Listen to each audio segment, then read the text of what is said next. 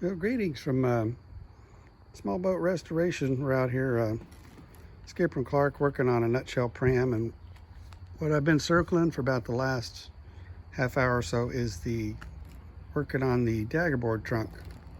Probably should be working on the seats, but I'm jumping a step ahead to look at the trunk. And the plans call for a 8-inch wide Daggerboard that's 28 inches long and 1/2 inch thick. And if you get a kit or you buy the plywood, they want you to make that board out of, you don't get 1/2 inch ply, you get 1/4 inch, 3/8, and 3/4. So they want you to take 2 pieces of the 1/2 inch, put it together, and glue it up, and off you go. But if you have other options available, maybe you don't want to glue and you can go get a nice piece of hardwood or something that would work for you could skip the gluing up 2 pieces together, but then you could use those pieces for something else.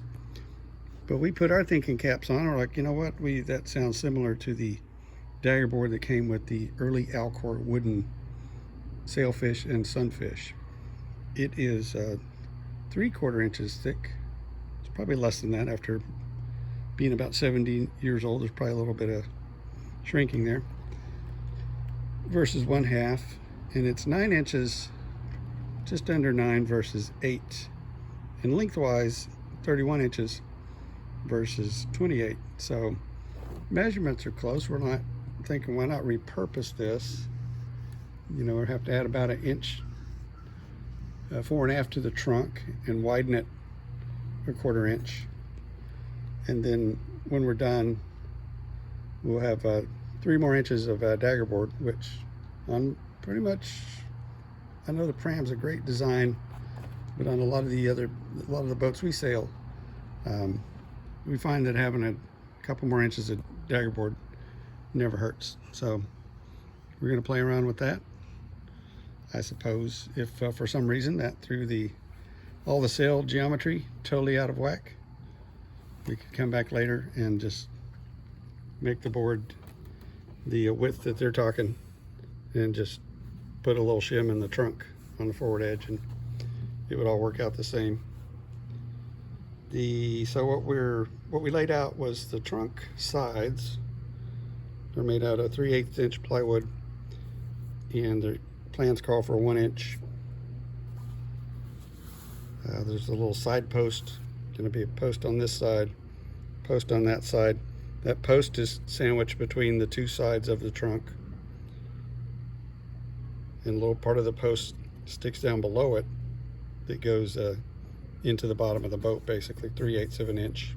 It all gets flushed off, and then across the bottom of it will come a bed log. It's like 1 inch thick by about 1 3/4 tall. So from the bottom of the boat you can screw into that bed log. So we got to get 2 of these sides, and then we'll have to we'll have to butcher some mahogany to get some end posts. Then we'll use mahogany for the bed logs also. But I wanted to make sure my math was right with this 9-inch board plus a 1 inch post on either end. That's 11 inches. And I thought, hey, I'm a Marine, why not just round up to 12? So I'm going to make this side, these panels, these sides for the trunk, I'm going to make them 12 inches wide. Then I drew out the 1 inch post, and it looks like this Daggerboard should slide in there just fine with around 1/2 inch to spare on either side. We don't make them total tight tolerances, because when this board gets some water on it and the trunk gets a lot of water on it, then there could be some swelling. So there'll be a little tolerance fore and aft, and also side to side. And Alcor, when they designed these boards, they compensated for a little bit of that by putting this nifty little spring on here. So once the board goes down into the trunk, that captures the board, holds it, keeps it from floating back up, because it is wood, and surprisingly, some wood floats. And then surprisingly, we found out some does not, like Peruvian teak. Kumru. I guess it sinks. So that's what we're going to do. I'm going to circle this probably another 10 minutes or so, and then go ahead and pull out the, I think I'll use a little cordless small circular saw to cut this panel, and then cut a mirror to go on the other side, and then we're going to go into the shop and take this piece of mahogany, it's a sapelli, and get our little table saw in the back, pull that out and cut out some side posts and bed logs. But I got to be very careful, because out of this piece I have left, I plan to get the keel, and the keel is about 8 feet long. So I probably don't want to start chopping away on this thicker part down here, about 8 inches wide. I need 6 inches max on the keel. And I'm not sure if that's, scribed, or I'm guessing that's going to have to be scribed. I don't see bending that onto as thick as it is. So I'll probably leave this end, the thicker end, measure down a little over 8 feet. Use that for the keel chunk, and then I should have plenty left over on the other end to get out some little side posts and bed logs.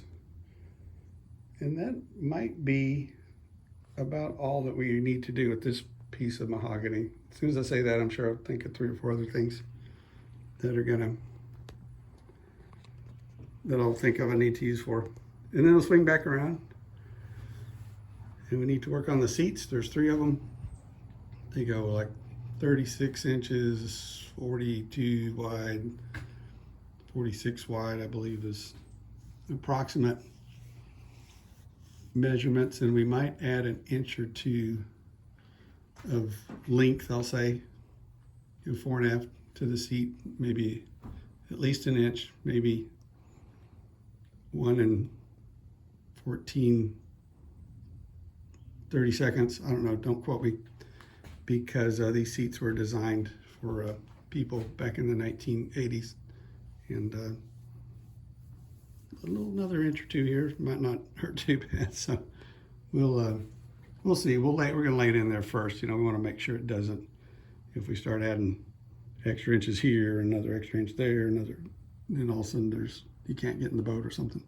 So it's only a 7-inch boat. So we're going to go start butchering some timber, and we'll be back with you soon with an update.